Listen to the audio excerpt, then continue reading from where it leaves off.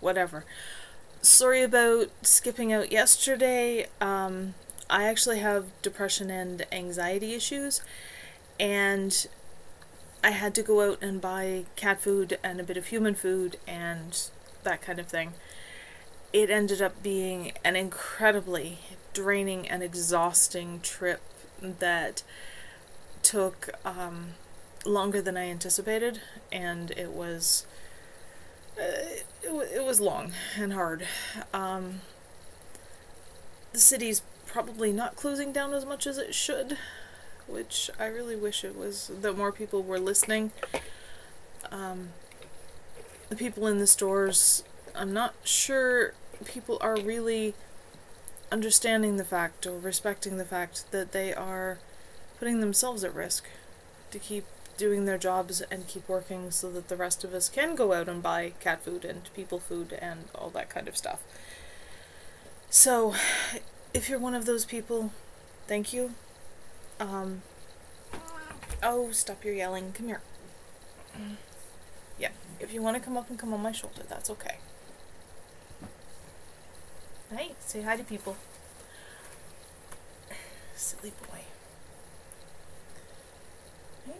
So, I make no promises that this will be a very long stream, because I'm still a little bit out of it from yesterday, but I'll do some at least. Okay, so, yeah. So we finished through chapter 23, and a little interlude with Sam's journal, and some of her private thoughts. That effectively wraps up part 1 of Black Wolf. Well, part 1 I usually call Black Sheep, because at that point that's what Jess is. Part 2 is Black Wolf.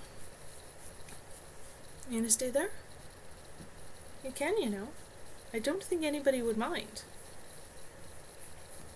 This is the 16-year-old old dude. Well, almost 16.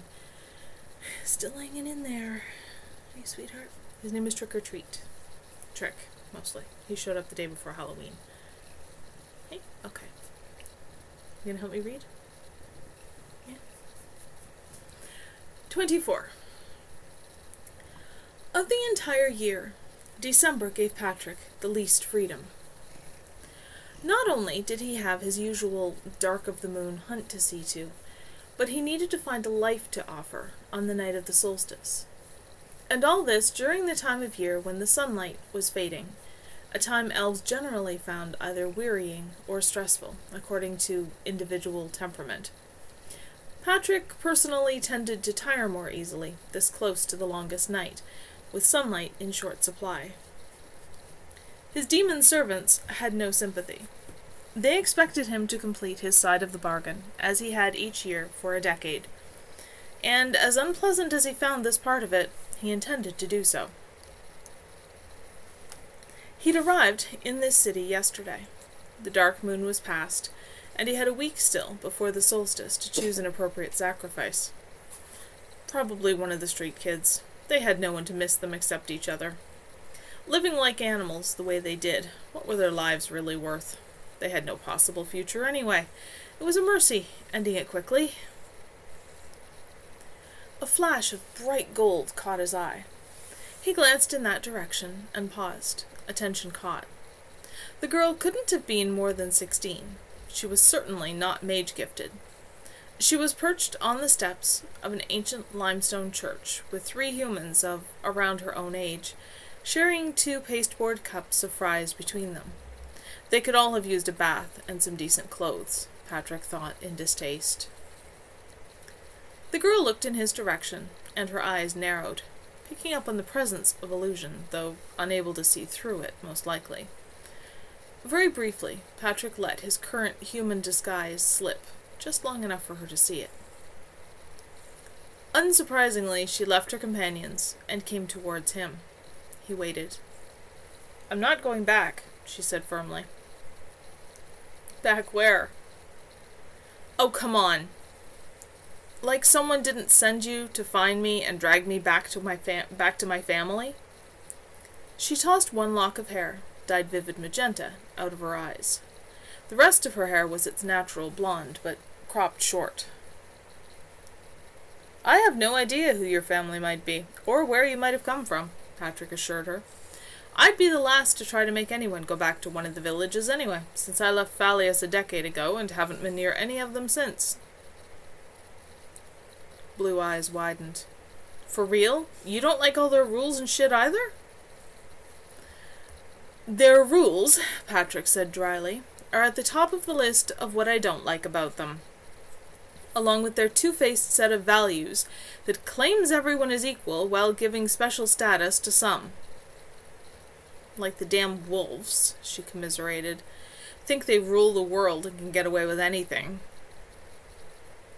Pity she wasn't a mage, but an elf would be a new flavor for his demon servants regardless. Obviously no one would miss her, and it should be easy enough to win her trust. "What would you say to some supper?" he asked. "My treat. Then we can talk somewhere more comfortable." He wasn't at all surprised she accepted the offer instantly. The high elven metabolism must be extremely inconvenient living on the street, with chancy meals at best, especially with her body struggling to compensate for the winter cold. She wouldn't survive the whole winter homeless. She'd starve, or freeze, or a combination of the two. Why let her suffer? Section break.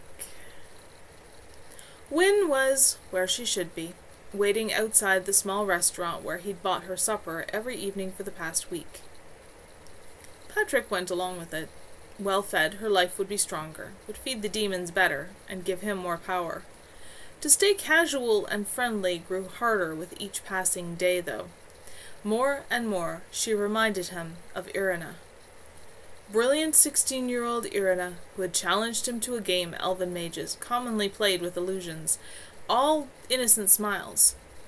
Half-trained Irina, who had defeated her 22-year-old cousin so thoroughly, so effortlessly, that he had walked out of Phalius, unable to bear that final humiliation of countless others. Deceitful Irina, who had feigned such distress over his rage and embarrassment, who hid her contempt behind a mask of concern that fooled everyone else.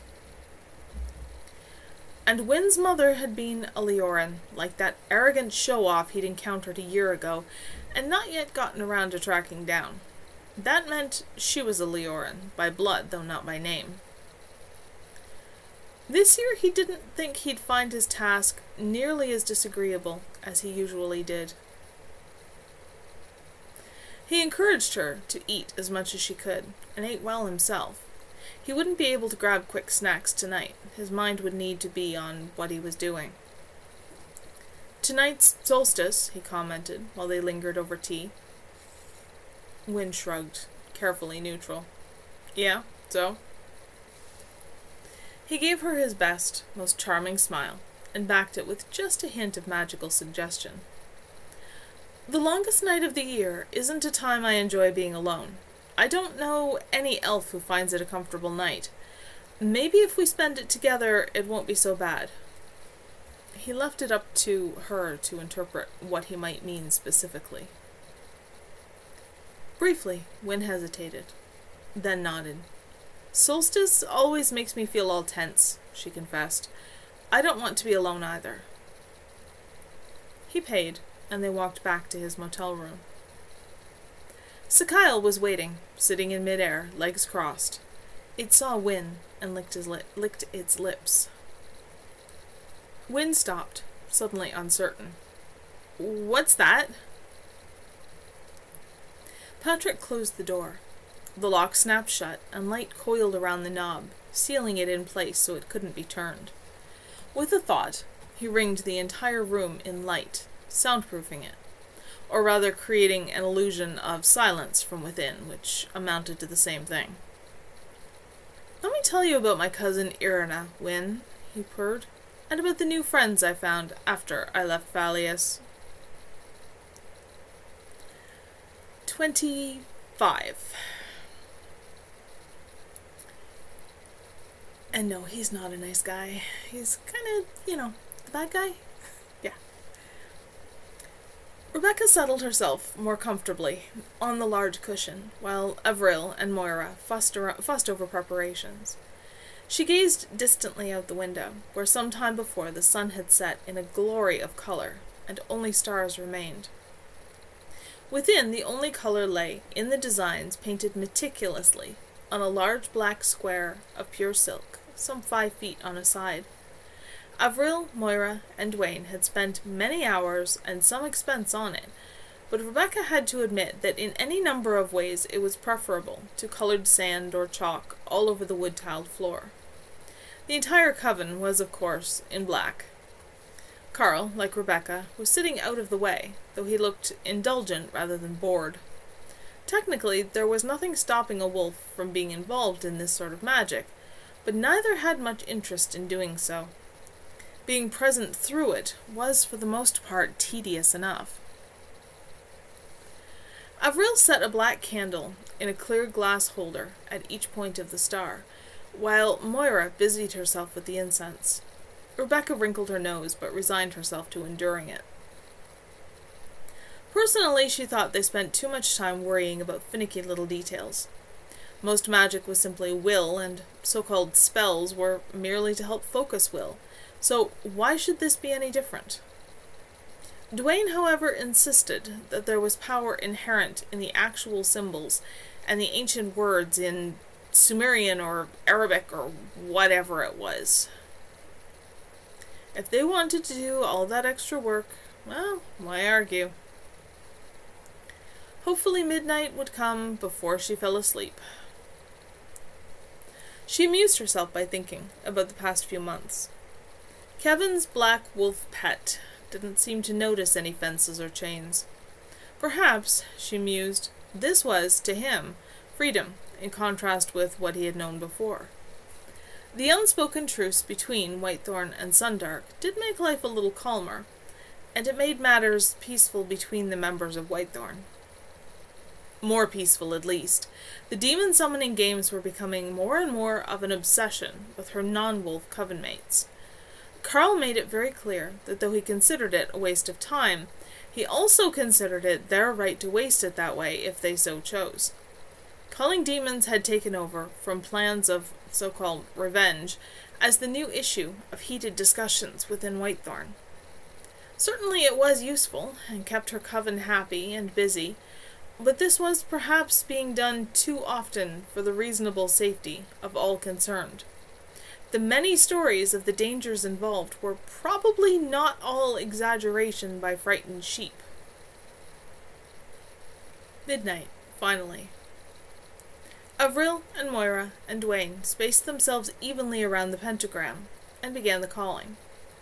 Rebecca found it extremely difficult to concentrate on words she could make no sense of, words that sounded to her like they were mostly consonants, but she focused her gaze on the nearest candle and disciplined her thoughts into the proper quietness. As the invocation ended, the demon came, stepping out of the air as though through a door they couldn't see. It chose this time the form of a tall blond man with great golden wings for arms. It examined its prison, determined that it could not escape, and turned its attention to its captors. "What do you seek?" it demanded. "There is a book," Avril said, "written by Zeta and Isaac Maradas, the transcendent wisdom of the elementals." Though her back was to Rebecca, the wolf could envision easily enough the glow in her eyes at the thought of yet another book to feed her hunger. "I want it." "There will be a price, mistress." There always was, and usually it involved the death of some animal. It had progressed, as the tasks grew more difficult, from mouse to chicken to rabbit. "What price do you ask?" Moira said. "There is one who interests me, mistress, yet he is well protected, and my curiosity remains unsatisfied." Rebecca frowned to herself. One thing to turn over an animal or two, already destined to be food, to a demon, but to hand over a person? That seemed like a lot of risk and trouble over a book, and cold-blooded murder was an uncomfortable thought. Who? Avril asked calmly. I cannot speak his name. He is that one about whom you have asked many questions of me, mistress. This she liked less. Break the truce between Whitethorn and Sundark. What exactly do you want us to do about him? Avril sounded not at all disturbed by the thought. Drive him from this place, out where I can see him clearly. Drive him from those who would shield him. Or those who apparently I can't read. Drive him from those who shield him. Swear this to me, mistress, and you shall have what you ask. That's not going to be easy, Moira said doubtfully. Avril made a dismissive gesture. Yes, it will. It will, however, require two things that I don't have access to. One is a way to neutralize wolf immunity to poisons without letting him know. The other is a way to disrupt his ability to smell my contact with Rebecca. He doesn't really know me, and Sundark have probably been avoiding talking about the past, but he does know her. This I can do. The demon looked just a little too eager to help. There is a way. I can fetch for you wine from elsewhere, mistress.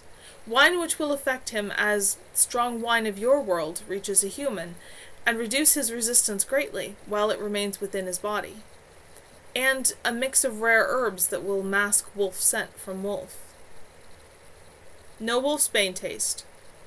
None, I promise. The wine and the herbal mixture and the book, and you will drive him out of this place, mistress?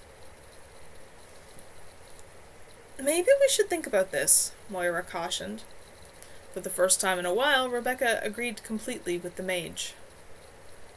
Avril, however, was too caught up in the fire, the hunger for ever more knowledge. The wine and the herbal mixture and the book in return for our best effort to chase Jesse out of Haven without his friends, she said. Sworn. Rebecca felt a cold chill shiver along her spine. Breaking bargains with demons was a distinctly unwise thing to do. Avril had just bound them to it. Anger surged. Just who led this coven anyway? How dare Avril make a commitment like that for all of them? For Rebecca! May I go, mistress? The wine will take a short time. The book may take longer to find and bring to you. Avril nodded curtly. The wine tonight, the book as soon as you can. The demon bowed as best it could, and slipped away through its unseen doorway. Seething, Rebecca held her tongue until Avril and Moira and Dwayne had completed the ritual. Then she rose and advanced on Avril.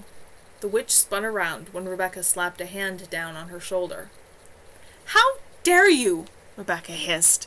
I lead this coven, or have you forgotten? Who gave you the power to make such a promise in the name of all Whitethorn? Avril blinked at her in confusion. It's only Jesse. You weren't terribly concerned about his well-being when you tricked him into a circle with us. I can take care of this. You won't need to do anything. What's got your tail tied in a knot? Rebecca shoved the witch hard enough that she stumbled and fell on the couch. Fists clenched, Rebecca stood over her. Don't you ever swear anything for all of us again. Is that clear? Or do you have a problem with that, human?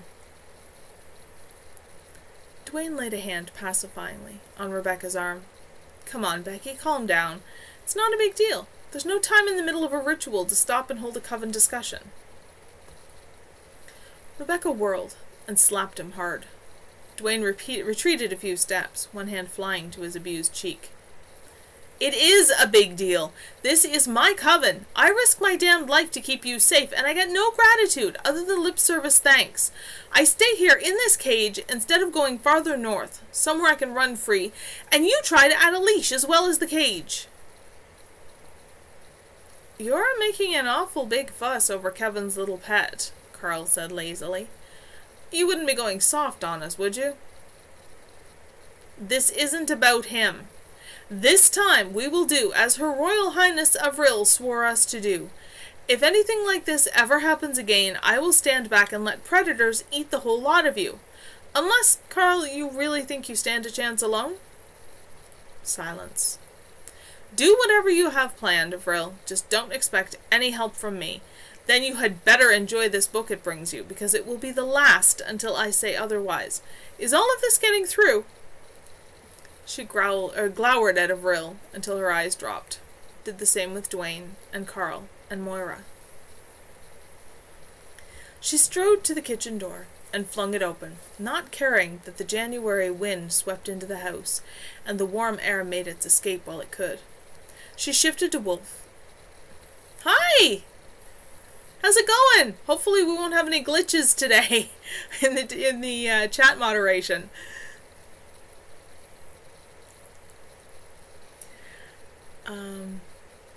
On its cleared surface, she lengthened her strides to a run, then pushed herself faster still, pouring all her fury into the smooth rhythm of the exercise, her joy in her own body. She rounded a corner, and a hare looked up in surprise, without even time to bolt before she was on it, tearing at it. The hare's hot blood and flesh were a cleansing of sorts. Calmer, she loped away, still reluctant to return to the house just yet. For that matter, maybe she would just sleep outside. She was Wolf. She'd be fine. She'd spent colder nights than this, curled up with her face between her hind legs and her tail over her head, more comfortable than any human would understand. Not just yet, though. She'd run more first, work off the extra energy. Then later she'd find a place to sleep. If her coven... She would have laughed in derision. Apparently I can't pronounce the word. Derision, if this form allowed it. Her coven wondered where she was. That was their problem. She did whatever she pleased and answered to no one. That was how things were meant to be. 26.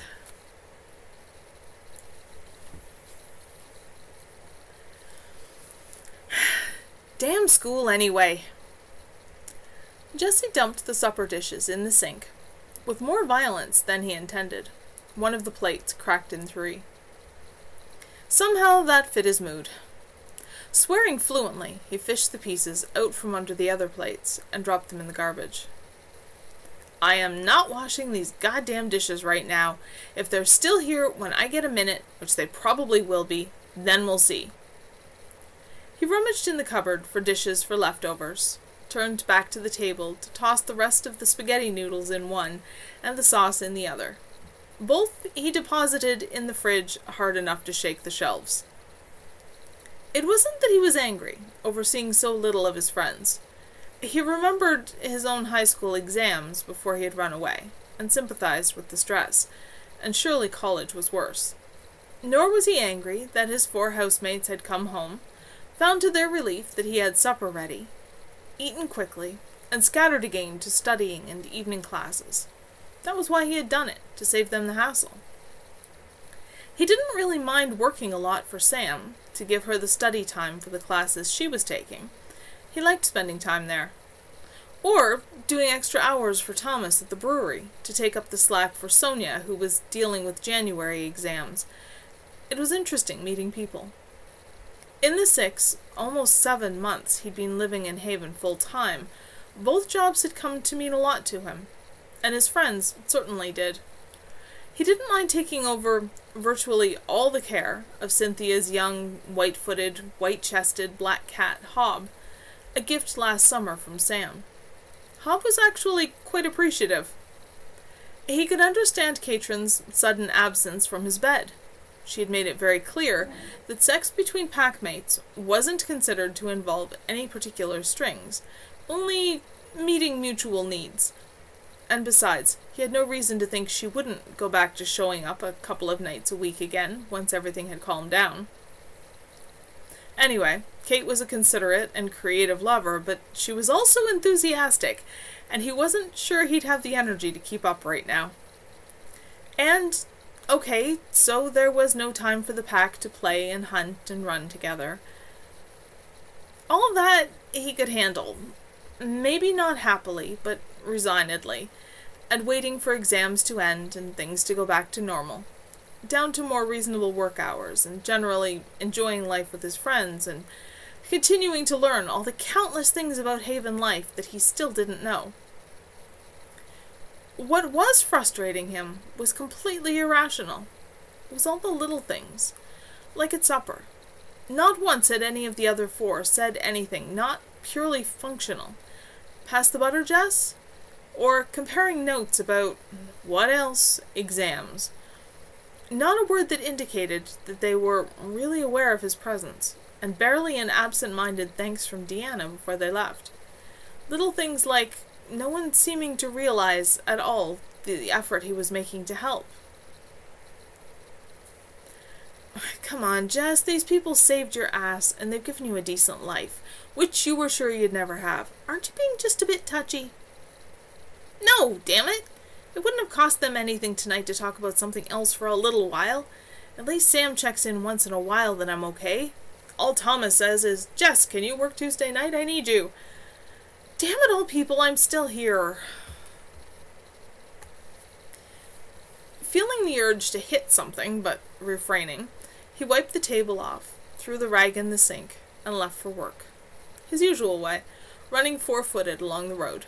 It wasn't a problem wearing just his mage silks for work if he so chose. You're late, Thomas greeted him mildly. No scent of anger, only distraction, impatience. Huh? It's 10 to 7. Jess, Claudia had to take today off. I asked you yesterday. The memory finally registered. To be here for 5:30. Shit, I'm sorry. Would you believe I forgot? Oh, that sounded wonderful. Figured it was something like that. When I called, it was busy. One of the phones is probably off the hook. This was the finishing touch to his black mood. Everyone makes the odd mistake. I'm not going to throw fits over it. Just please, Jess, I really need to be able to count on you right now. Won't happen again, I promise. Go on. Where have you been? Nyssa demanded, meeting him between tables. Here, take this to 16. She shoved a laden tray into his hands and swirled away. The pace began to pick up within the hour, leaving him with no time to indulge himself in frustrated thoughts. A tall red-headed woman sauntered in and sat down near the back, well into his territory. He debated asking Nyssa to take care of her anyway. He'd met her once before, and though she'd been civil enough, he had found it a less than comfortable experience given that she had nearly killed him. But decided not to push his luck. What can I get you? He asked her. Just a drink. Bloody Mary. Sure thing. Why did that choice not surprise him?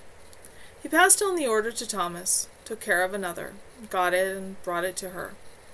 Give me a yell if you need anything else. Something bothering you, Jessie? You smell a bit off tonight. Things turned sour in paradise. Rebecca, he said tightly, choosing his words carefully, with all due respect, what goes on in my life is my business, not yours, and I'd really appreciate it if you'd remember that. All due respect. I like that. I really need to take care of some other tables. Excuse me. No way was he going to let her see what it cost him to stay in control, when everything in him screamed for a fight to release all the tension locked tight in his guts. She ordered wolf-style steak the next time he came by, but she said nothing else out of line. He served her with as few words as possible, and tried to stay away as best he could. She left him an oddly large tip, which puzzled him. Why had she done that? He worked late, until 1, so Nyssa could leave early. He could think of no other way to make up for leaving her alone for an hour and a half earlier. Kevin's light was still on when he got home and upstairs, having paused on the way only long enough to feed Hob in the kitchen. He brushed through the half-open door to turn it off.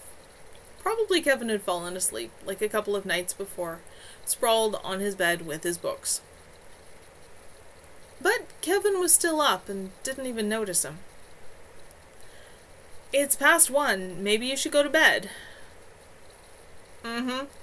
Distractedly. As soon as I finish this chapter. Maybe Kevin would have some insight into what Rebecca was thinking with the strangely generous tip. Kev? In a minute, Jess. I really have to figure this out. Why don't you go get ready for bed, and once I get through this, I'll come over. That was fair, he had to concede. He left his mage silks across the Afghan-draped wooden chest that now occupied the space at the foot of his bed. Found in one of the still empty rooms, and refinished, it had gone to him for storage as his actual possessions increased. Still feeling not quite clean after his encounter with Rebecca, he had a quick shower and nestled into bed, head on his arm, waiting. Hob hopped up to join him for some attention, but wandered off, possibly after the elusive kitchen mice. At 2 o'clock he gave up and turned the lamp off. For as long as he was still awake, he could see the light from Kevin's room.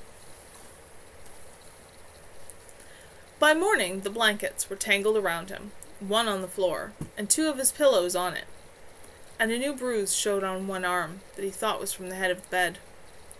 Vivid nightmares lingered in his mind, something involving Rebecca and his adopted parents, and Shane and his real parents. And for once, Kevin hadn't intervened and banished them. He tried to concentrate on working. There was always something that needed doing at Sam's. Making sure the shelves were well stocked didn't help, though.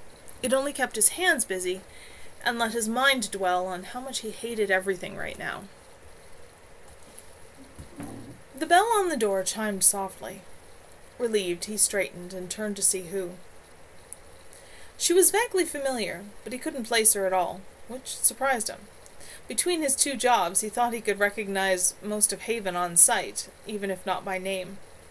She looked a little older than him, not as striking or exotic as so much of Haven seemed to be, but not unattractive either. Short brown hair, medium build, and smiling at him shyly. By her scent, human and witch. Something about it was vaguely familiar. He must have run into her at some point and just couldn't place it.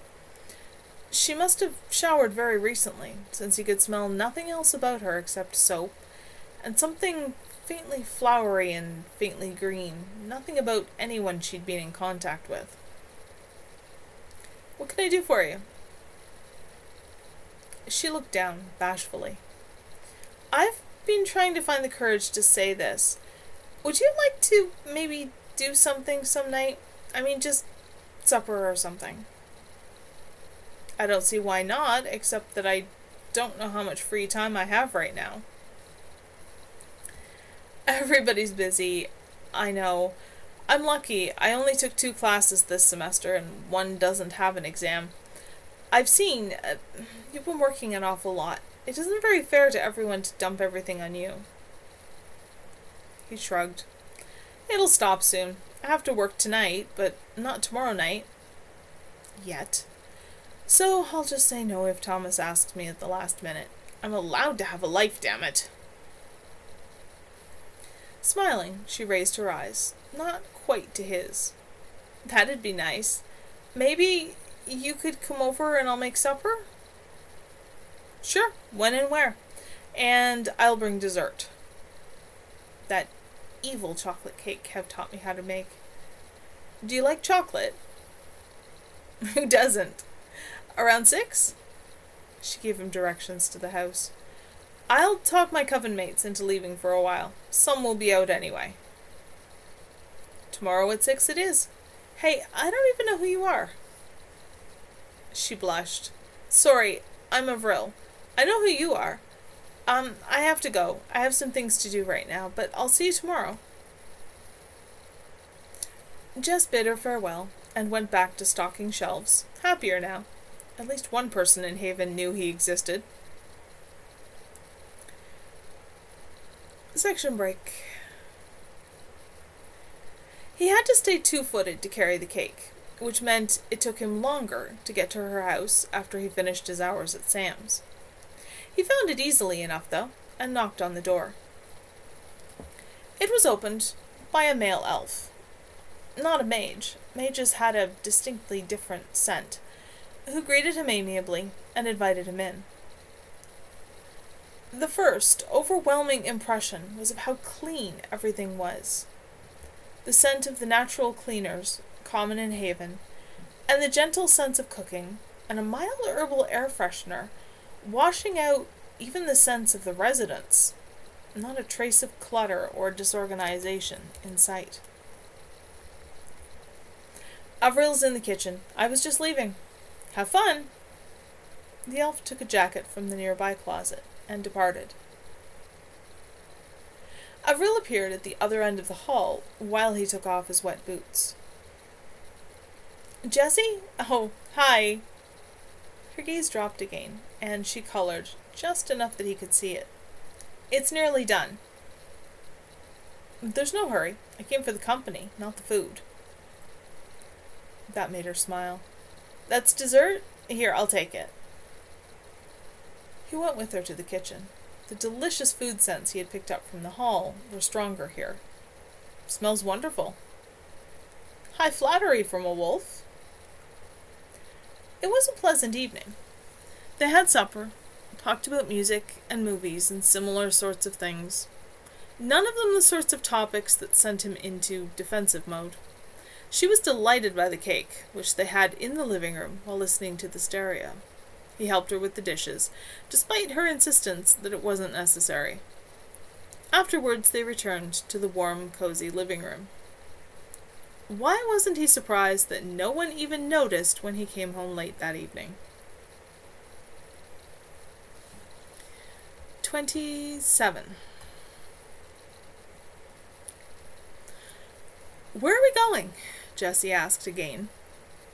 Avril just smiled. Wait and see. He shrugged and decided to go along with it. So far, the only person in Haven who had meant him any harm was Rebecca, and during the considerable amount of time he had spent in Avril's company over the past few days, she had done nothing to suggest she was another exception. She had asked nothing of him save the same attention that she gave. She led him through the forest unerringly, under the bright round moon, along a rough path through the snow, and that took them to a small house or cottage, limestone-walled, cedar-shingled. Come on, she urged, opening the door.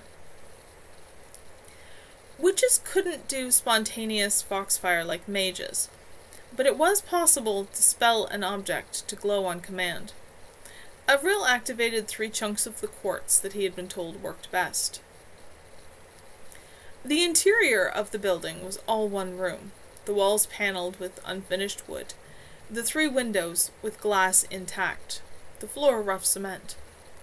On that floor, though, were 2 large pillows on a spread sleeping bag, and between them a bottle and 2 glasses. The temperature was quite reasonable inside. More witchcraft, most likely.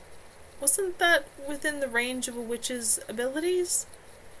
He was so used to both Cynthia and Kevin being around and working as a team that sometimes it was hard to recall exactly where the line was between their gifts. We've been friends for a week, she explained. I thought we could celebrate. Sounds like a good idea. He settled across from her and opened the bottle. Red wine. Avril laid a hand against it briefly, and the temperature of the wine dropped swiftly. Jessie filled the plain, clear glasses she held for him. To friends, she said simply, touching her glass to his. To friends, he echoed. The wine had a stronger taste than any he had encountered. He ignored that, more intent on joking with Avril. He realized after the second glass that he was feeling a little lightheaded, which should have been impossible.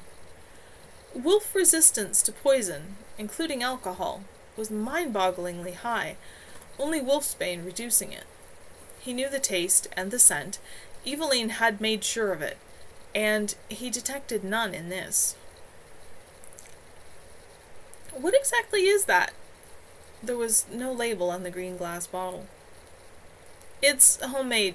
One of my coven mates made it. Don't you like it? No, it's wonderful. I was just wondering what could be strong enough to affect me. Oh, that.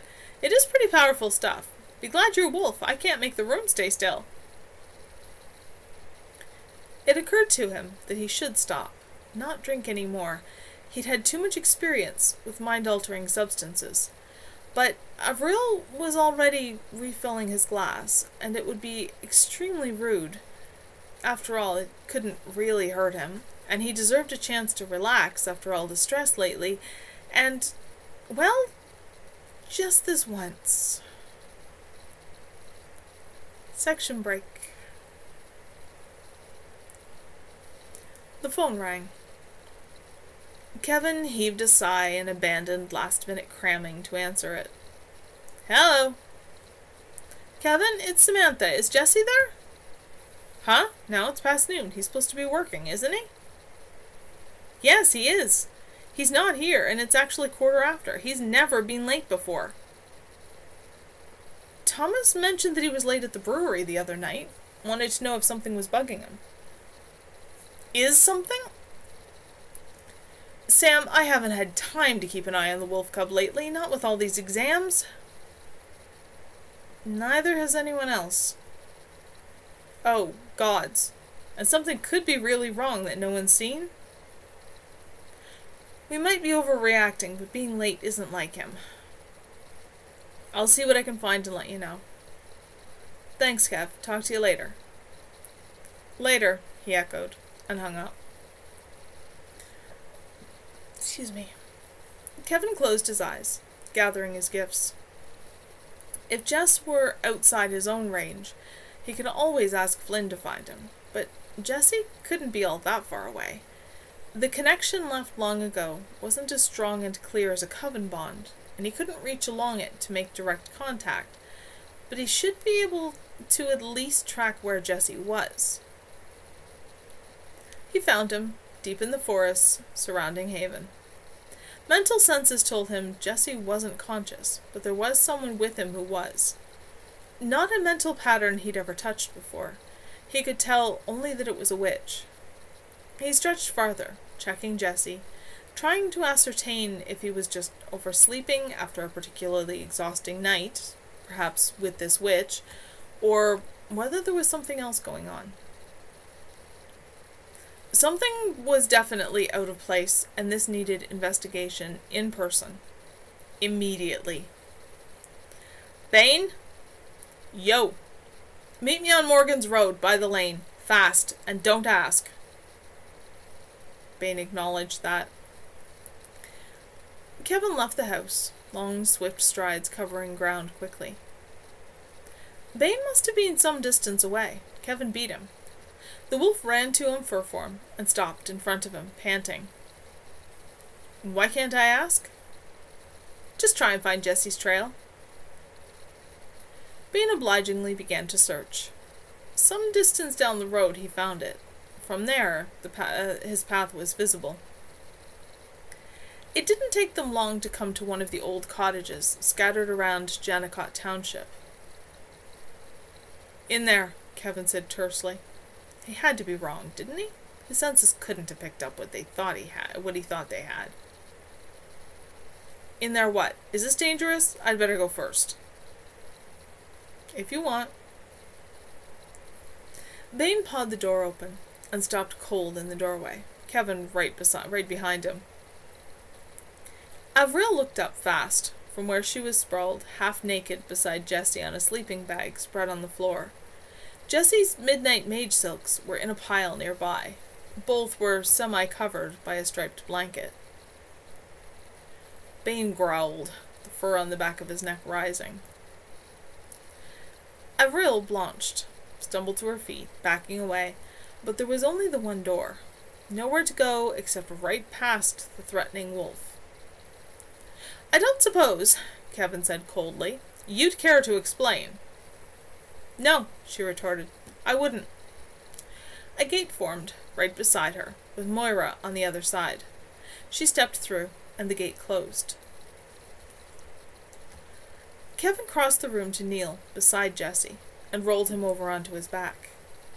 No reaction from someone who usually woke the instant anyone even came close.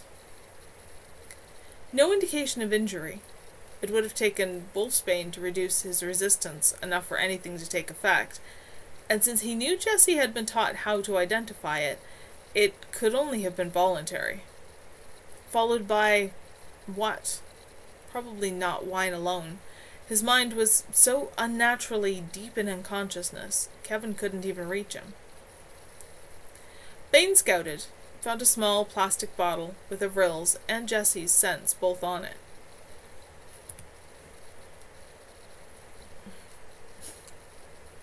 Oh, come on, silly thing.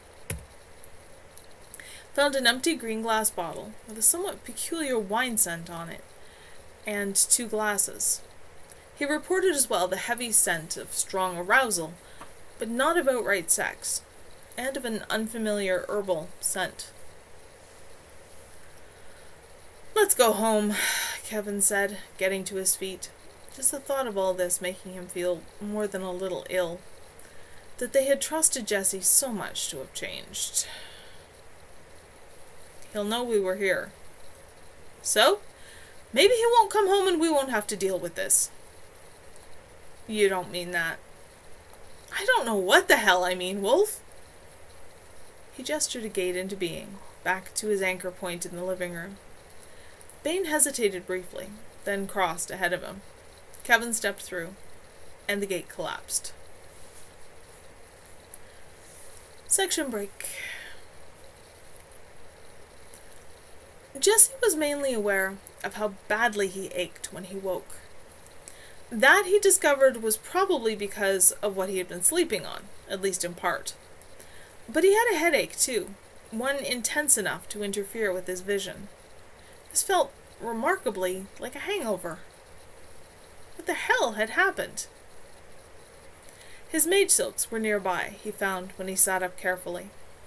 Avril's skirt was still there, too, discarded on the floor in a corner, but no Avril. He tried checking for scents. Avril's, an unfamiliar elven mage's, faintly. Kevin's and Bane's, both liberally laced with the acid smell of disappointment and anger. Gritting his teeth against the pain, he willed himself wolf. It didn't hurt so bad then, something to remember. Slowly he tried to piece together what had happened. With Avril, that too strong wine, that much memory gave him before it failed. They had started flirting, had gotten at least as far as cuddling and casual messing around, but his nose confirmed that it hadn't gotten past that. His nose also found the plastic pill bottle, and his own scent on it with hers. The angle of the light suggested mid to late afternoon. He'd been out a long time. Maybe someone had finally missed him. Sam, I was supposed to work. And Kevin and Bane had come looking and found him here, stoned unconscious. And that was why the anger sense. He changed back to human and sat in the middle of the sleeping bag, hugging his knees to his chest and trying to think as calmly as he could. While something inside was crying, now I've lost... Oops. Clicked on the wrong thing and lost my page.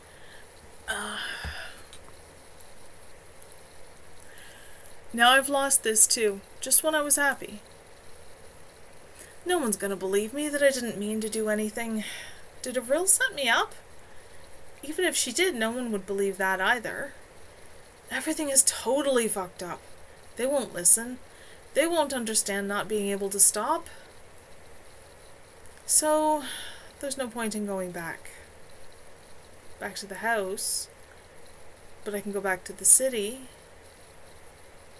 That voice inside wept at the thought, but what else could he do? Still, there were things he needed, and he wasn't going to take anything given to him by anyone in Haven. Maybe the house would be empty? Kevin would sense him passing the walls anyway, but Jessie could be in and out in no time. By some chance, the entire house was dark. His housemates, ex-housemates, could be anywhere. Still, he stayed wary while he darted to his room.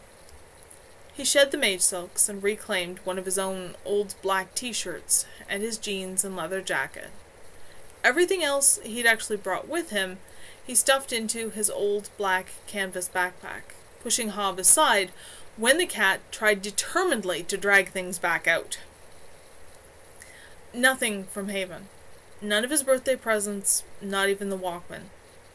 He removed the silver crescent earring Flynn had bought him to replace the one he had lost in the woods, laid it on the shelf beside the stereo, and his dagger with the moons on it, and the necklace with it, and the silver promise ring.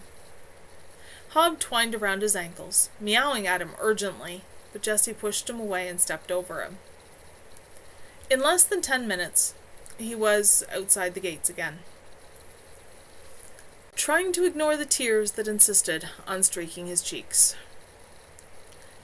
On 2 feet, but still at home in the dark, he got oriented and started for the road that would take him south, back to the city. Jess is having a rough time. Jess always ends up having a rough time. The things we do to characters that we adore as writers. Hey. 28. Wishes are dangerous, Kevin vividly recalled Jessie saying once. Be careful of them. They had all assumed Jessie was still in the area when he hadn't come home the next night, although he'd been due at the brewery and hadn't showed up.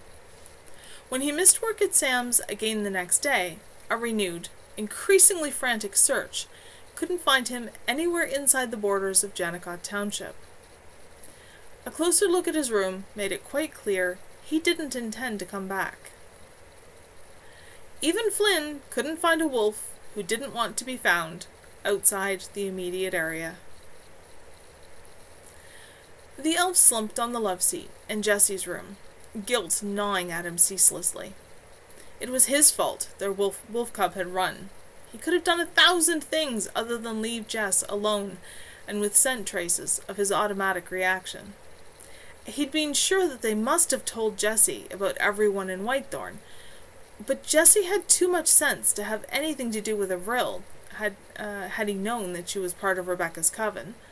Had they all just assumed someone else had given him that information? None of them wanting to actually discuss the subject? However it had happened, they must have somehow missed that incredibly vital piece of the puzzle while trying to teach Jess everything about Haven and being a wolf. And who could blame him for turning to someone who was willing to pay attention to him after how much the rest of them had been ignoring him? The worst ache of all was that he had done to Jessie what all of Haven had done to him for so long, even after Deanna and Bane got him away from Rebecca. Assuming that he hadn't really changed, that he was still capable of old behavior. He rested his cheek against the arm of the couch, eyes closed, wishing memories would just stay buried. Section break. Or in a movie this would be one of those little doot for flashbacks. Doots for a flashback. Something like that. Hey, Leorin! Kevin ignored the deep growl until he had finished what he was saying to Carl, and only then turned to see who had the nerve to interrupt. With the elementary school, high school, and college all within a couple of blocks of each other, all near the library they shared, and that also served the community as a whole, there were a lot of people who could easily be around, just after high school classes had been released for the day. He hadn't thought there was anyone who would take that kind of tone with him, though. Bane faced them both, the growl still rumbling in his throat, almost subliminally low. Every line of his body broadcast aggression. Flynn is black and blue from one end to the other, thanks to you, and we had to stay with him last night till he could fall asleep. For that matter, I don't think Cynthia would have been able to fall asleep alone either. Whatever you did to her didn't leave marks, but it was just as bad. Kevin shrugged. Yeah, so? He shouldn't have said what he did about Rebecca. and she shouldn't have said what she did about me defending her. So how about you talk to them about thinking about what they say instead? What they said wasn't even a fraction of what everyone in Haven thinks of you two and Rebecca. The only reason more people aren't saying it is because you've made it quite clear that you consider it grounds for a temper tantrum, and most people are too sick of dealing with that to bother. You feel tough now? Big bad elven mage beating on a seer 2 years younger than you and half your size? Carl pulled his lips back from his teeth in a snarl of warning. You're on thin ice. What? Shut up or you'll pound on me too? His voice dropped about an octave and half its volume. You go right ahead and try. If you can manage to make a decision without Rebecca here to do your thinking for you, that is. You don't even have to decide which of you. I'll take you both down right here. Bane couldn't seriously believe he had a chance of winning. Not against the two of them together. But then, he deserved whatever he got for that challenge. What was wrong with people that they couldn't see Rebecca for what she was? Unlike the rest of Haven, she wanted him to live up to who and what he was, not try to keep the fire dimmed and contained because that made everyone else feel safer. Unlike the rest of Haven, she questioned all the expectations and demands and assumptions that surrounded them on all sides. Why was that so threatening to everyone that they criticized her and insulted her and twisted everything she did? Kevin understood her, though, and loved her, and that wild spirit that couldn't bear cages and collars. She had told him often enough that he was the only one who did, and that meant it was his job to defend her, no matter what it took, against enemies in any form. And Bane counted as Rebecca's enemy. Oh, beating you is going to be fun, Carl spat. School board discouraged wolves wearing mage silks at school, which meant both wolves had to strip in order to change. Kevin glanced at the early November sun, still high enough to give him plenty of light, and began to gather it together. Let Bane get all the way to fur form. It made no difference. Both wolves kept a wary eye on each other, and shifted virtually simultaneously. Instantly, Carl flung himself at Bane. He could keep Bane busy while Kevin used magic, and this would be over in no time. Bane wasn't so easily distracted. Mage shields fell under werewolf claws, as did the sandy blonde wolf. How badly hurt Kevin didn't know, but his fur was streaked with blood, most of it his own. He was on his own now, and unfamiliar fear was waking. Though he knew Bane would accept a surrender, knew it was the sensible course, his pride wouldn't allow it. The battle had drawn an audience. He heard Brian say, "Should we stop it?" And Laurie answer scornfully, "Let them go. Maybe Bane can beat some sense into Kevin. God knows he won't listen to me anymore." No way could he surrender with others watching, especially not others who expected him to lose or give up. Bane was limping, but still on his feet, when he turned on Kevin. Shield after shield, he tore down methodically. Attack after attack he evaded or destroyed before it could hurt him. He knocked Kevin's legs out from under him, stood over the fallen and exhausted mage, and changed to human form, both hands curled into fists. "You're a bully, Kevin Leorin. That's all you'll ever be, and everyone knows it. Stay away from Flynn and Cynthia. Got it? If you go anywhere near them, I'll make this look like nothing." Brian pulled Bane back. "Enough, Bane. You won." He didn't move when Bane turned on him with a warning growl, only dropped his gaze submissively. "There's no point in anything more." "He deserves worse for what he did to Flynn and Cynthia." But it lacked the full force of anger now, and he let Brian draw him away. Kevin wondered whether he had the strength for one last attack while Bane's back was turned. Laurie strode over to stand next to him and looked down, arms crossed. "Do it, and I'll ram it right back down your throat. Give it up. It's over and you lost. Damn it, Kev, I'm one of the last few who believed there's more to you than what you've turned into in the past couple of months. But I'm not even so sure anymore. There was contempt in her voice, and anger, and pain? Nah, couldn't be. Take a nap while I get Mandisa. He had no defenses left, couldn't keep her out of his mind, or keep her from shoving consciousness aside. The world returned in the form of hard ground under him, and Deanna kneeling beside him, tears running freely down her cheeks, whispering something. With a little effort, he made out the words, "Damn you, Wolf," over and over. Yes, Bane definitely deserved that fate. "I'm okay," he told her hoarsely. "Becky?" "Oh, forget Rebecca for 2 minutes," she snapped. "You need a healer more than you need her." Mandisa, the Dryad healer who was Haven's official doctor, was giving Carl a cursory examination and healing on his far side. She finished with the wolf and turned to Kevin, her expression devoid of any emotion. She wasn't exactly gentle, her mahogany-skinned hands roaming swiftly down his body, mending anything actually dangerous, overlooking anything less, and she said not a single word to him. Deanna helped him get home to bed and curled up beside him. She cried herself to sleep and wouldn't tell him why, and wouldn't let him in her mind. Section break. Still flashback. Invariably, Carl was late for circle. Deanna slumped in the chair, her knees drawn up and her arms wrapped around them, listening in silence while Kevin told Rebecca how he and Carl had challenged a trio of classmates who had made offensive remarks about her. Rebecca smiled and cupped a hand around his cheek. "My champions." "They had no right to say anything like that about you. I bet they won't again," Kevin said. Rebecca was happy and knew she was appreciated. That was what mattered.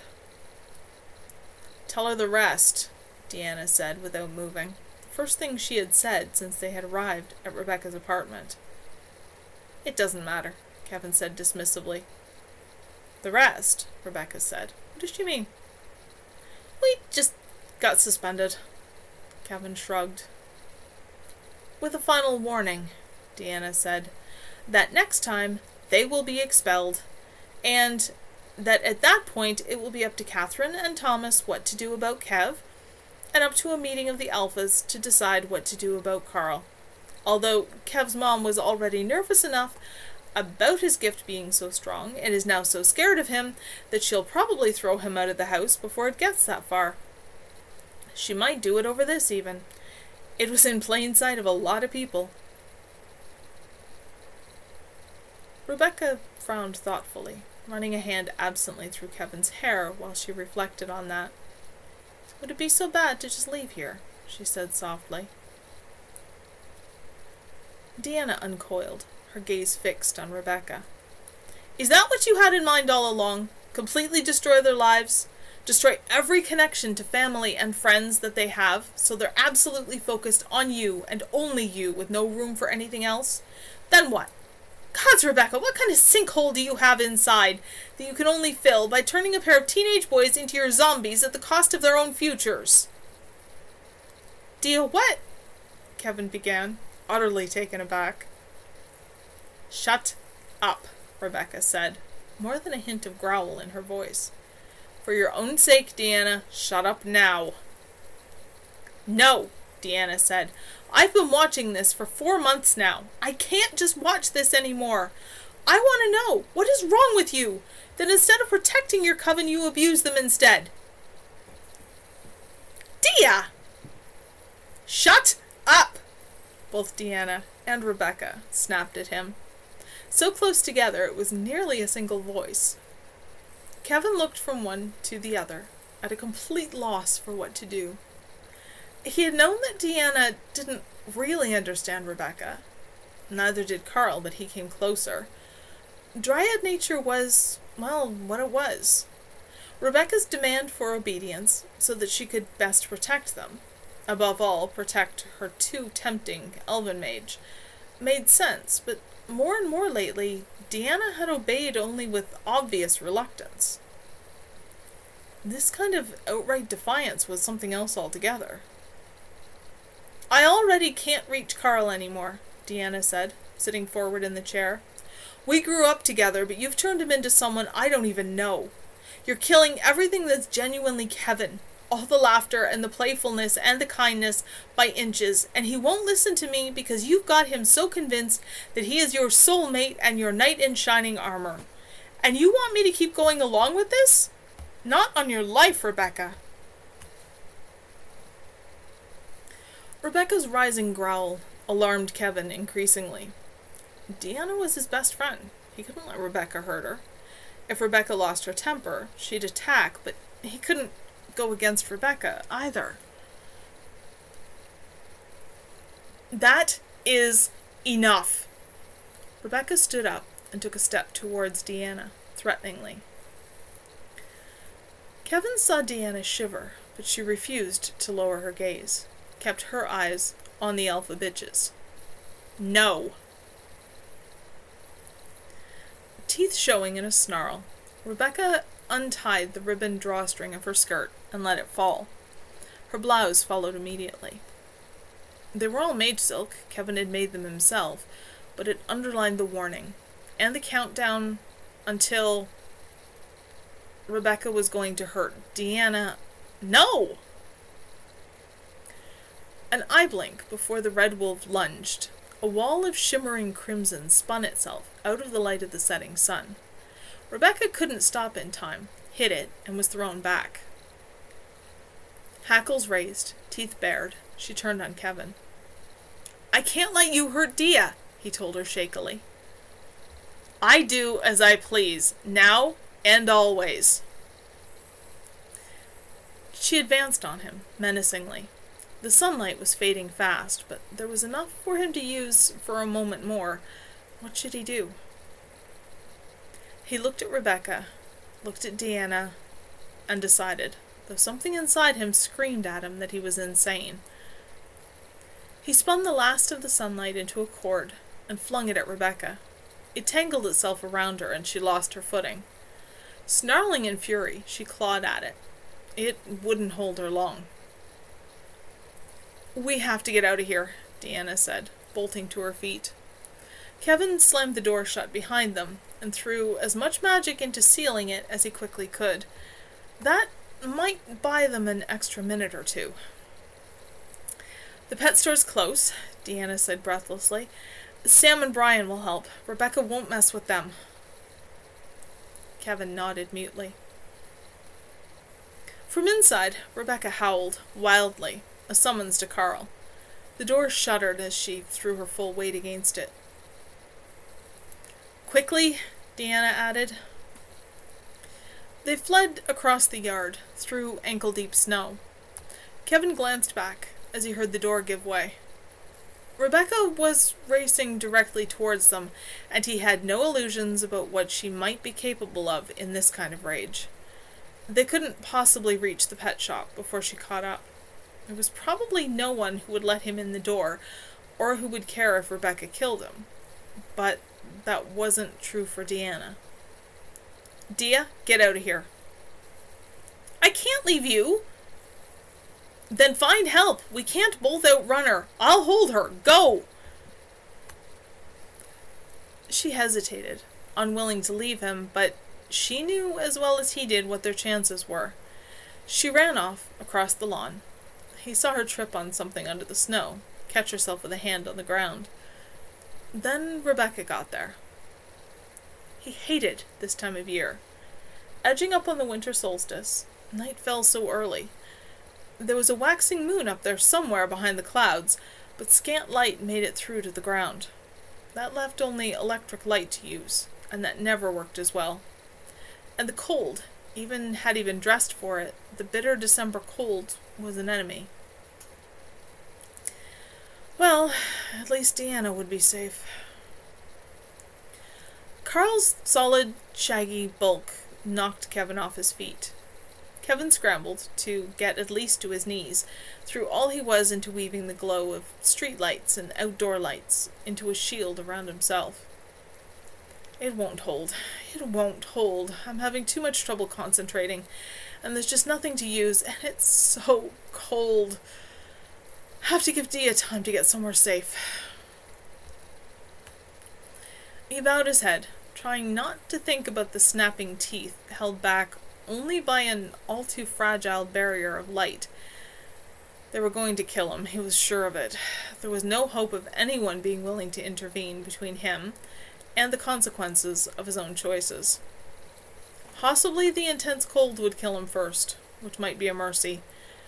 But the longer he could hold on, the more time Deanna had to find sanctuary. "Can't we even watch a movie in peace?" someone growled.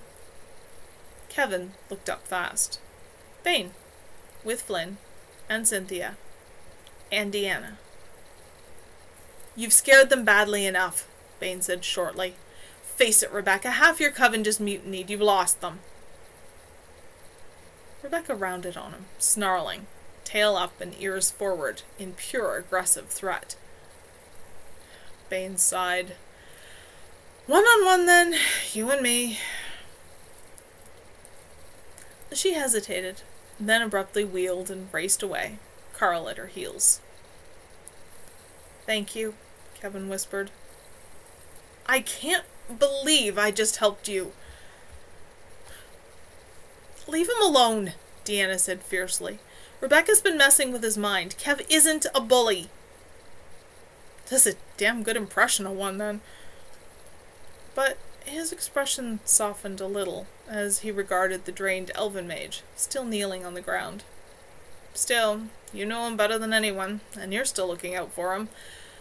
So I guess there's a chance he's not a completely lost cause. I predict she's going to be waiting for you. So I guess you'd better stay with us for tonight. By tomorrow, maybe she'll have cooled down a little."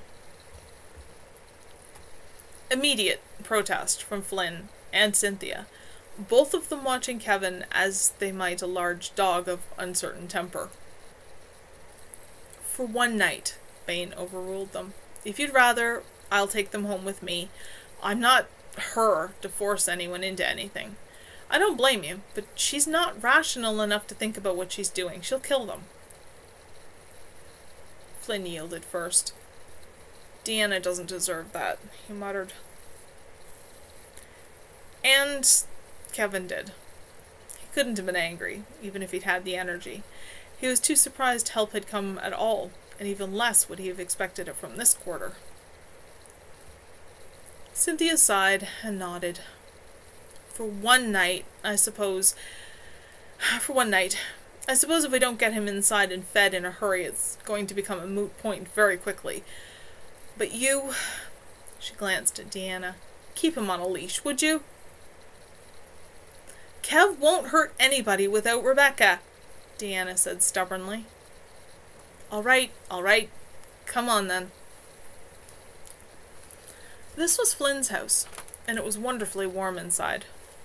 The seer darted upstairs briefly, to warn his mother Isleen of the extra company, and returned to say only that she knew. Kevin interpreted that to mean she wasn't entirely pleased. Flynn did give them his own bed, but left when Kevin came in the room, edging around him and trying to keep as much distance as he could. Deanna wrapped the quilt from the bed around Kevin, hugging him close against her. He could feel her shivering. She felt warm to him, which was generally not a good sign. "I don't know what to do now. After what happened earlier today, I had to do something, but I couldn't think what until I was doing it. She's not what we thought she was at first. Brian was right when he warned us. There is something very wrong in Rebecca's head, but we couldn't see it." "You did." "I didn't want to. I wanted her to really be all brave and independent and revolutionary, but she isn't. She's just broken somehow. And I think she's broken Carl too, and she got awfully close with you. And now I don't know what to do, and I'm so scared." "I couldn't let her hurt you. When she attacked you..." He trailed off. "I don't know. I don't think I'm thinking very clearly. Everything feels very slow and sort of foggy. I think I got awfully cold. Most people will help you anyway. I'm not leaving you. We'll find someone till we're both okay again. Together. Somehow. Bane tapped on the doorframe and handed Deanna a plate with a considerable stack of peanut butter sandwiches, a couple of bananas, and a large bottle of water with condensation on the outside. Here, before he dies in Flynn's bed. Kettle's on. I'll bring you hot chocolate in a minute. Deanna and Kevin slept, snuggled together, finding comfort in not being alone. For tonight, just for tonight, they were safe. Tomorrow, maybe things would seem less dark. Section break. Where now? Kevin wondered. It was morning. Bane's promise of protection had expired. He gave Deanna a crooked smile. I'm not much use. On top of suddenly not knowing who I am anymore, that temperature drop last night was pretty bad. It makes it hard to think. So, I'll do the thinking for both of us, and you'll have to live with the consequences. Sounds fair. What's Rebecca actually likely to do? I really don't think she's going to just lie down and let us go easily. Or, actually, I don't think she's likely to let you go easily. I doubt I really matter much. I bet if I had just abandoned you and walked away, she wouldn't have cared at all. The problem is, we could find ways to keep me safe from her, but you're the one she's going to come after, and that's a problem. She pulled her knees up to her chest and wrapped her arms around them. Face it, Kev, in the last 4 months you've managed to give yourself a reputation from hell, and no one's going to buy it if we try to blame it all on Rebecca. She was manipulating you, something fierce, or something awful, but she was building on what was already there, just twisting it. She sighed. We all fell for it, not just you. You were just the one she put the most effort into. Will Thomas help you? I rather highly doubt it. He's mad enough at me that he's not likely to disrupt Dimitri's training to bail me out. Bane didn't bother to knock, simply pushed the door open. Kevin, I want to talk to you. Alone. Apprehensively, Kevin got up from the edge of the bed and followed Bane downstairs to the vacant living room. Where were Flynn and Cynthia and Isleen? Bane settled himself on the couch. Kevin chose the floor, conscious of how sensitive wolves were to nonverbal communication, and unwilling to take any chances on antagonizing. What are you planning on doing now? Dia was trying to figure that out when you came in. Rebecca's not really going to care what she does, just what I do. And I have no idea. Do you really think you can stand up to Rebecca alone? Wearily, Kevin shrugged. No. Doesn't look like there are any other options. I've managed to alienate pretty much everyone in Haven really quickly. No one will help me. She won't kill me if she's calmer. She was just madder than I've ever seen her last night. 6 senior alphas are talking to her this morning and warning her that she is going too far, and that she is about to have most of the wolves in Haven come down on her for it. Non-interference has limits. Well, that might slow her down for a while. How long are you seriously likely to stay away from her? I don't know. She's very good at saying things in ways that are extremely convincing, and by this point she knows an awful lot of my buttons that she can push to get reactions. And what am I going to do anyway? Wander around Haven with no coven until a predator notices the completely unprotected elven mage and decides that it's worth the risk? There's no wolf in Haven other than her and Carl that's going to want me around. At least Dia will be safe. Deanna's loyalty to you is common knowledge. It's protected you from more consequences of your actions than you think. Do you really think she'll stand back and let you go back to Rebecca? I don't know. Probably not. I don't know. I don't have answers for any of this. What do you want, anyway? You helped us. The rest is our problem. What I want, Bane said calmly, is to know just what's left of you that's really you, and if there's enough of who you were before September to be worth trying to save. Frankly, I'm not sure either way, but don't ask my coven mates that question. You won't like the answer. Kevin stared at him. Why would you care? I have my reasons. What's left of you, Kevin Leorin? That conversation lasted a very long time. Despite his brusqueness, Bane wasn't entirely unsympathetic, which made it easier to talk. Words wound down into silence. Kevin waited, empty inside of all feeling, completely numb.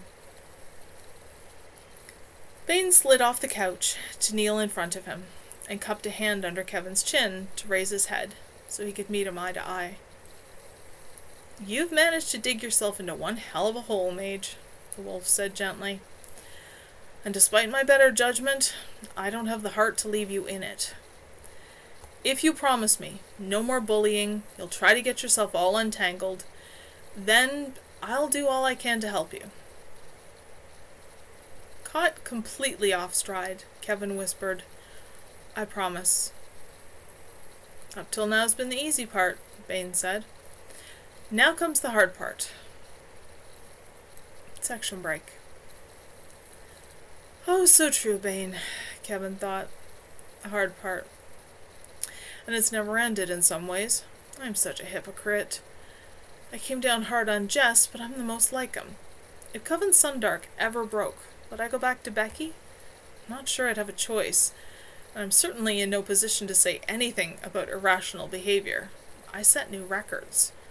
God, why they put up with me then, I will never know. I don't think they do either. He got up, wandering restlessly. It had taken so long to persuade Flynn and Cynthia to even be around him without Bane or Deanna or Laurie present, though he'd been careful every instant not to do anything that could be threatening, and he had failed spectacularly at that last a time or two. It had taken even longer to learn to think for himself again, and learn what was him, and what was Rebecca's manipulation. He had tried so desperately to reassure everyone that he wasn't what they thought he was, and prove himself worth the faith Deanna and Bane and Laurie placed in him. He and Deanna had healed, and Coven Sundark was born, of the bonds woven in the doing. Jess had been dragged, all unknowing, into their war. He had survived, and in doing so, made himself another target for Rebecca's revenge. The one person who should best know had walked neatly into Rebecca's trap and closed it for her. Gods, Jess, I'm so sorry. Please, please come home. Anyone can change, and I really believe you have. I was such an idiot. You're my brother. You're the little brother Mum never gave me, and you need a brother so bad. A brother you can count on anyway. Wearily, Kevin turned away and went back to his own room. Okay, gotta admit, I'm feeling a little tired, so I'm going to do one more chapter, because if I recall correctly, this next one's not a terribly long one, and then I'm going to call it a day, and I'll be back tomorrow. 29. Sam settled herself comfortably on her bed, and propped a silver-framed mirror against the headboard facing her. For a moment she gazed into it, then closed her eyes, concentrated on slowing her breathing and centering herself. Once she felt ready, she opened her eyes and focused on the mirror again. "Show me Jess leaving Haven," she murmured to it. The mirror clouded. She kept her eyes on it without looking away, and gradually the mistiness cleared to show her Jess walking along the road south. She watched, her heart aching as every step took him farther away. The image grew increasingly hazy as he neared the edge of the township, and finally blurred to such a degree that nothing could be seen. She'd been afraid of that. To find even a wolf willing to be found outside the borders of the township would be some trick. To find an unwilling one would take a minor miracle. That was no reason to give up. She had never forgiven herself for losing him once. She couldn't let it happen again while there was still anything she could possibly do. She reached out to lay the fingertips of both hands against the ornate frame of the mirror and whispered a name. The mist shimmered in a rainbow of hues, then cleared to show her the image of a moon-white tiger with stripes of midnight shadows. It looked at her, yawned, and stretched. "Help me," she said quietly. "If I can," the tiger said, words forming in her mind with the clear silver purity of wind chimes. "What seek you, human sister?" "Jesse, I need to know where he is, what kind of danger he's in, what I can do about it." "Peace, be slower. The young one is difficult for me to find as well. This, though, I will tell you.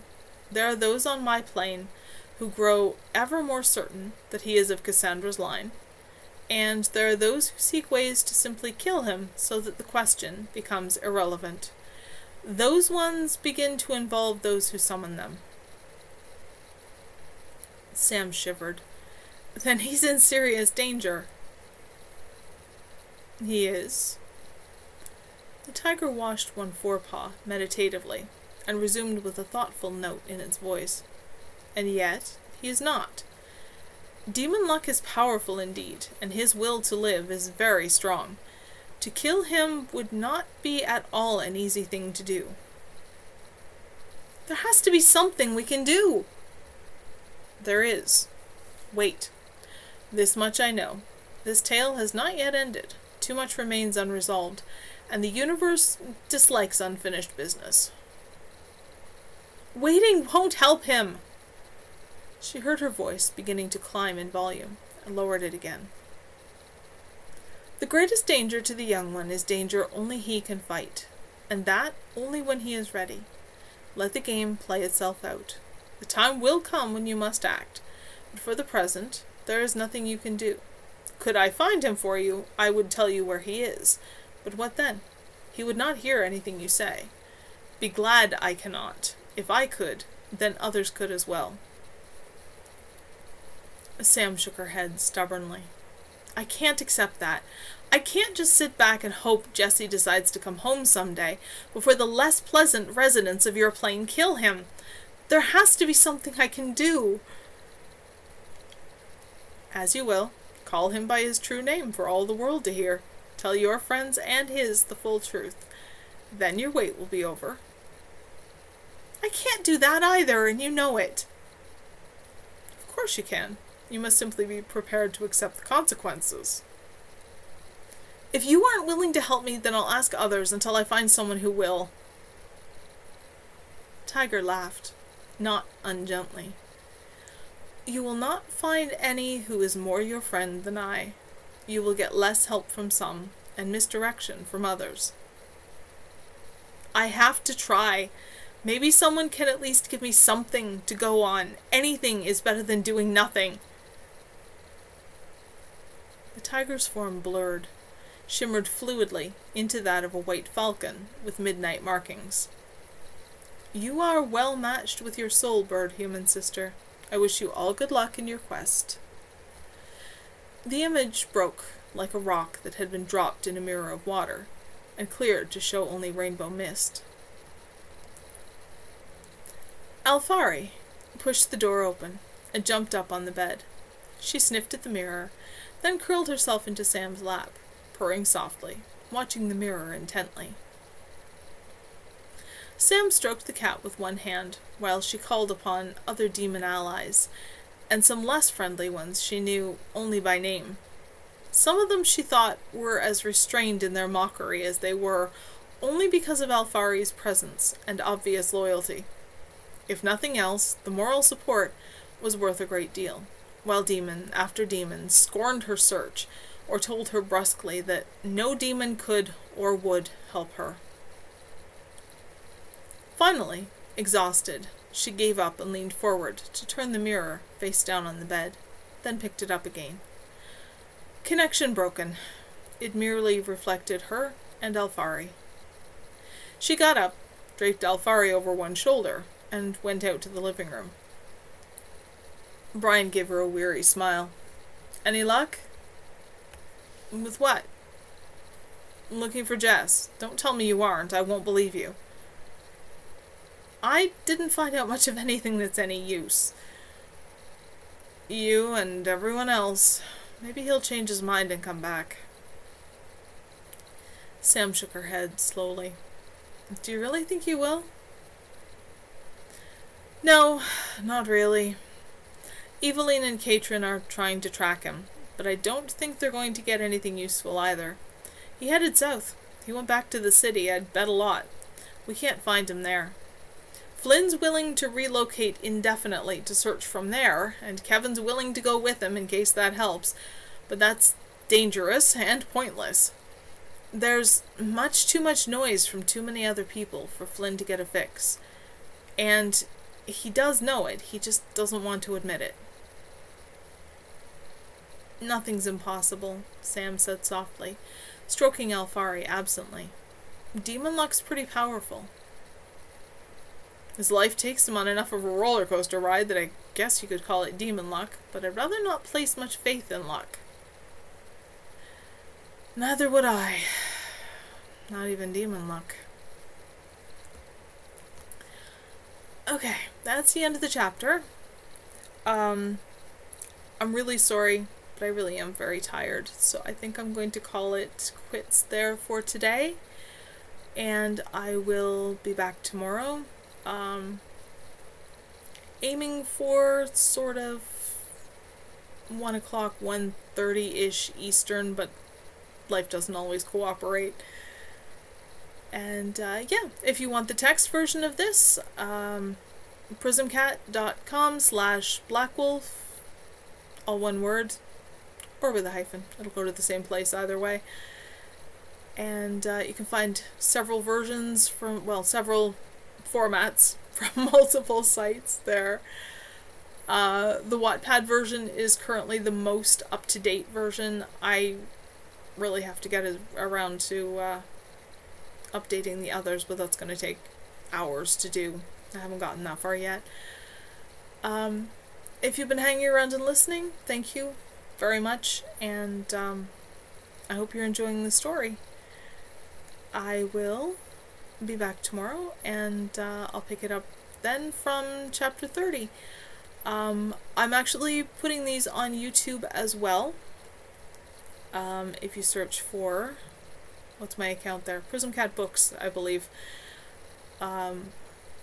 There's also a copy of the videos over on that end as well. So even once they stop being video on demand here on Twitch, they'll also be saved there.